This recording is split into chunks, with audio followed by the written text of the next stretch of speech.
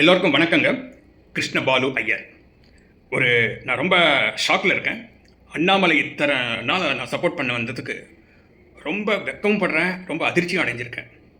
அண்ணாமலை இது மாதிரி ஒரு திருப்பத்துக்கு போவார்னு நான் எதிர்பார்க்கல. ஸோ கொள்கைக்கும் சித்தாந்தத்துக்கும் முக்கியத்துவம் கொடுக்கணும், நம்ம ஹிந்து மதத்தை காப்பாற்றுறதுக்காக. இனி எப்போதும் நான் அண்ணாமலை சப்போர்ட் பண்ண மாட்டேன். நீங்கள் கேட்கலாம், நீங்கள் யாருங்க அண்ணாமலை சப்போர்ட் பண்ணால் என்ன, பண்ணாட்டா என்னட்டு. உண்மைதாங்க. ஆனால் ஒரு விஷயம் சொல்கிறேன், இந்த எலெக்ஷனில் அண்ணாமலையை நான் கிராஸ் பண்ண போகிறேன். ஒரு தடவை திமுக திராவிடனைஸ் அனுப்புகிறோம், அவர் பெரியார் சிலையை எடுக்கவும் முடியாது, அதுக்கு எதிர்த்து பேசவும் முடியாது, நம்ம இந்துக்களுக்கு ரட்சணையும் கொடுக்க முடியாது, திருவண்ணாமலை திருப்பரங்குன்றத்தில் வழக்கு ஏற்றவும் முடியாது, அவங்களால முடியாது.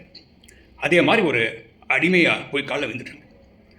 நாளைக்கு நிலைமை ரொம்ப மோசமாக இருக்க போகிறது தமிழ்நாட்டில். அது எந்த கட்சி வந்தாலும், திமுக ஆட்சியே வந்தாலும் திருப்பி, இல்லை அதிமுக பாஜக வந்தாலும் எந்த விதமான மாறுதலும் இருக்க போறதில்லை.